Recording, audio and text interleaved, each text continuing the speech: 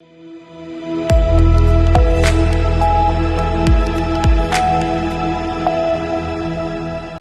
आप देख रहे हैं सी न्यूज़ भारत और मैं हूं ऋषभ सक्सेना। वक्त तो चला है यूपी बुलेटिन का। यूपी बुलेटिन में बात करेंगे अंबेडकर नगर की, जहां भगवान परशुराम की जयंती पर भव्य शोभा यात्रा निकाली गई। देखिए ये खास रिपोर्ट।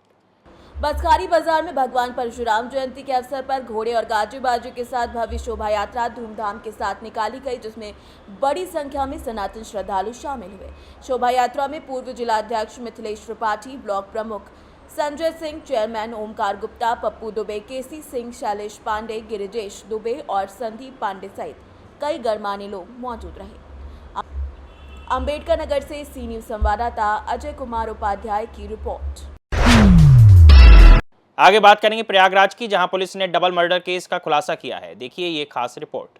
प्रयागराज के नैनी क्षेत्र में वृद्ध दंपति की हत्या के 2 दिन बाद पुलिस ने मामले का खुलासा कर आरोपी राजमिस्त्री श्याम बाबू को गिरफ्तार कर लिया है। पुलिस के मुताबिक आरोपी ने 20,000 रुपए के भुगतान को लेकर विवाद में लोहे के हथौड़े से वार कर दंपति की हत्या कर दी थी। आरोपी ने बताया कि मकान निर्माण का कार्य पूरा करने के बावजूद उसे मजदूरी नहीं मिली थी, जिससे नाराज होकर उसने वारदात को अंजाम दिया। पुलिस ने हत्या में इस्तेमाल हथौड़ा भी बरामद कर। क्या है मामला होता है? देखिए, दिनांक 28 अप्रैल 2025 को एडीए कॉलोनी थाना नैनी क्षेत्र में एक घटना प्रकाश में आई थी, जिसमें एक व्यक्ति अरुण कुमार श्रीवास्तव इनको चोट लगने से चोट मार करके जो है इनकी हत्या की गई थी। साथ में इनकी पत्नी को भी गंभीर चोटें हुई थी, जिनको अस्पताल में ले जाया गया और उसके पश्चात जो है उन्हें वहाँ पे मृत घोषित किया गया था। इस पूरी घटना का अनावरण करते हुए आज थाना नैनी पुलिस द्वारा जो है जो अभियुक्त है उसको गिरफ्तार किया गया है और उसके साथ में उसके पास से जो हत्या में प्रयुक्त वेपन है उसको बरामद किया गया है। अभियुक्त श्याम बाबू पुत्र स्वर्गीय मेरू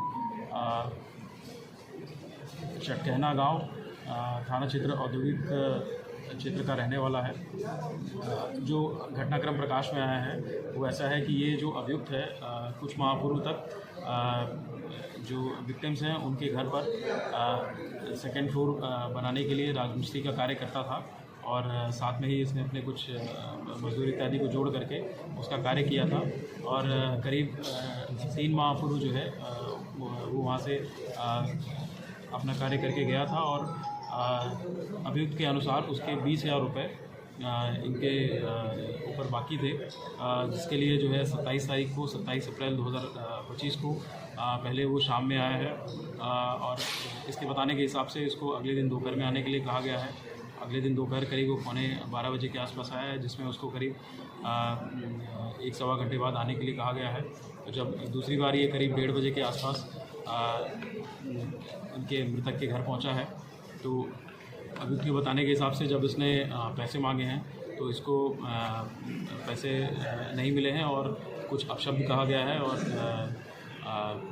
कुछ उसके साथ हल्की फुल्की हाथापाई इत्यादि हुई है। उसके तुरंत ही पश्चात इसने अपने झोले में रखा हुआ हथौड़ा निकाल करके जो मृतक अरुण कुमार श्रीवास्तव हैं उनके सर पर वार करके उनको 2-3 वार करते हुए उनकी हत्या की है और उसके तुरंत पश्चात जैसे उनकी पत्नी आई हैं उनके ऊपर भी वार करके उनको इतनी गंभीर रूप से घायल कर दिया है कि अस्पताल ले जाने के पश्चात उन्हें डॉक्टरों ने मृत घोषित कर दिया था।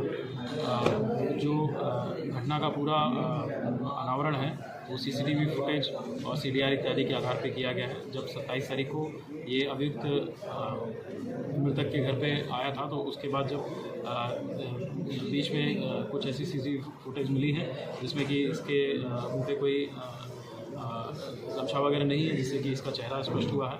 साथ ही जब इसकी सीडीआर की एनालिसिस की गई है तो उसमें ये पाया गया है कि 28 अप्रैल 2025 को पूरे घटनाक्रम के समय करीब जितनी भी इसकी कॉल्स इत्यादि हैं उससे ये स्पष्ट होता है कि वही जहाँ घटना क्षेत्र है वो वहीं पे है। इसके साथ साथ जो घटना में प्रयुक्त हथियार है, हथौड़ा है, उसको बरामद किया जा चुका है। उसकी जब साइंटिफिक एनालिसिस की गई, जब उसके बेंजीडाइन टेस्ट वगैरह किया गया है फॉरेंसिक यूनिट के द्वारा, तो उसमें कुछ ब्लड के ट्रेसेस होने की भी पुष्टि हुई है। इसके साथ साथ इसके बॉडी पे कुछ 1-2 स्क्रैच मार्क्स भी मिले हैं, जो कि उसके स्ट्रगल होने की पुष्टि करते हैं। इस प्रकार से पूरी घटनाक्रम का अनावरण करते हुए थाना नैनी पुलिस द्वारा जो अभियुक्त है उसको भी गिरफ्तार किया गया है और साथ साथ जो आला तत्व है उसको भी बरामद किया गया है। घर के बाहर ताला लगाने का क्या रीज़न था? जी, जैसा कि इसने घटना करने के पश्चात जो मृतक है उसके शरीर पे चादर डाल दिया था, और क्योंकि ये पूर्व से घर की सभी चीज़ों से परिचित था, क्योंकि वहाँ पे पहले ये काम करके जा चुका था, तो इसने वहीं से ताला निकाला है और नीचे जा कर के जो मेन गेट है उसको ताला लगा करके बंद करके वो वहाँ से चला गया है, ताकि जल्दी में किसी को इस घटना की जानकारी ना मिल सके और उसको जो है भागने का मौका मिल जाए। प्रयागराज से सीनियर संवाददाता मंगला प्रसाद पटेल की रिपोर्ट। बढ़ेंगे अगली खबर की ओर। सहारनपुर में वक्फ बिल कानून के खिलाफ मुस्लिमों ने 15 मिनट तक लाइट बंद कर विरोध जताया। वक्फ बिल कानून को लेकर देश भर में एक बार फिर से विरोध की आवाज उठ रही है। वक्फ के विरोध में 30 अप्रैल की रात में 15 मिनट के लिए मुस्लिमों ने लाइट बंद कर इसका विरोध प्रदर्शन किया। जी हां, वक्फ बिल के विरोध में उत्तर प्रदेश की राजधानी लखनऊ में आवाज बुलंद की गई थी। मौलानाओं ने मुसलमानों से अपील की थी कि वो रात तकरीबन 9 बजे से 9:15 तक अपने घरों और प्रतिष्ठानों की लाइटें बंद कर इस विरोध में शामिल हों। इसको लेकर सहारनपुर में सभी मुस्लिम बाहुल्य इलाकों में 9 बजे अपने घर की दुकानें और कारखानों की लाइट बंद कर विरोध जताया गया। आप तमाम की इत्तला के लिए और आप तमाम से एक गुजारिश और रिक्वेस्ट है कि all India Muslim personal law board ने वक्फ अमेंडमेंट बिल 2025 के खिलाफ जो एक पब्लिक प्रोटेस्ट को लॉन्च किया है, उसके एक प्रोग्राम के तहत कल 30 अप्रैल के दिन शाम में 9 बजे से 9:15 बजे तक बत्ती गुल का प्रोग्राम है। तो मेरी आप तमाम लोगों से दरमंदाना अपील है कि आप लोग कल अपने घर की लाइट रात में 9 बजे से 9:15 बजे तक बंद रखिए, ताकि हम नरेंद्र मोदी की हुकूमत को एक पैगाम दे सकें कि उन्होंने जो वक्फ अमेंडमेंट कानून बनाया है वो भारत के संविधान और ख़ास तौर से फंडामेंटल राइट्स आर्टिकल 14, 15, 25, 26 का ये वायलेशन है, और ये ख़ास तौर से मुसलमानों के धर्म वक्फ बोर्ड में मदाखलत इस कानून के ज़रिए की जा रही है। तो मेरी आपसे गुजारिश है कि आप लोग कल 30 अप्रैल के दिन रात में 9 बजे से 9:15 बजे तक 15 मिनट के लिए अपने घर की, अपने दुकान की लाइट को सिर्फ 15 मिनट के लिए बंद करके अपने एहतजाज को दर्ज करवाइए और एक पैगाम दीजिए कि ये कानून एक काला कानून है जो भारत के संविधान के खिलाफ और फंडामेंटल राइट्स के खिलाफ बनाया गया है। मेरी आप तमाम से ये अपील है।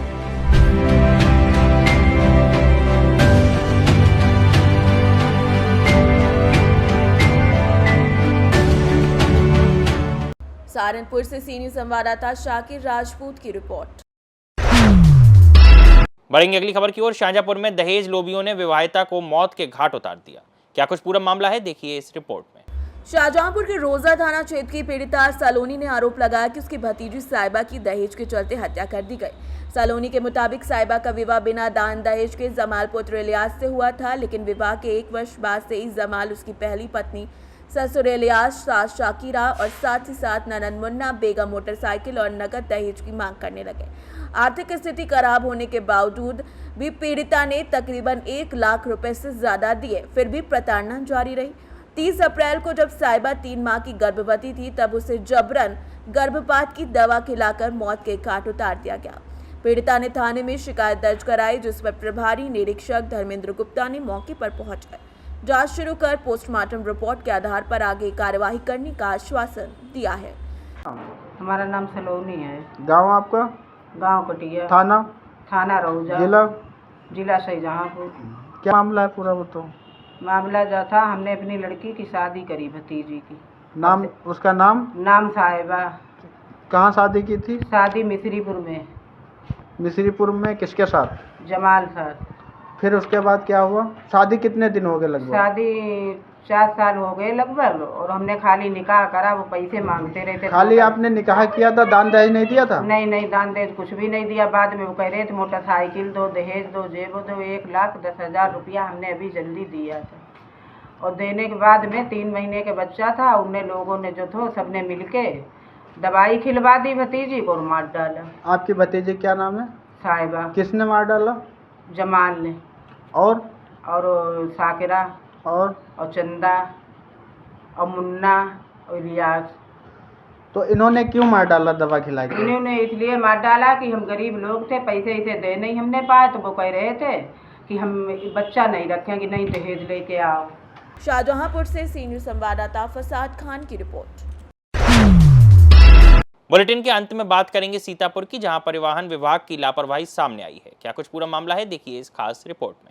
लहरपुर निगम में बिना लाइसेंस के नाबालिग बच्चों द्वारा ऑटो चलाने की जानकारी सामने आई है, जिससे यहां किसी बड़े हादसे की आशंका जताई जा रही है। सूत्रों के मुताबिक ऑटो यूनियन द्वारा भी इन ऑटो का रजिस्ट्रेशन नहीं कराया गया। नगर के प्रमुख चौराहों पर ऑटो की भरमार है, लेकिन परिवहन विभाग अब तक इस पर कोई कार्रवाई नहीं कर रहा। स्थानीय लोगों का सवाल है कि आखिरकार परिवहन विभाग कब इस गंभीर मुद्दे पर कार्रवाई करेगा, ताकि बच्चों की सुरक्षा सुनिश्चित हो सके, वो भी बिना किसी हादसे के। क्या नाम आपका? कितने से ऑटो चला रहे हैं? क्या नाम आपका? कैसे ऑटो चलाते हैं आप? लाइसेंस है? लाइसेंस है? सीतापुर से सीनियर संवाददाता अंकित की रिपोर्ट। फिलहाल इस यूपी बुलेटिन में इतना ही। देश और दुनिया की तमाम खबरों के लिए आप देखते रहिए सी न्यूज़ भारत।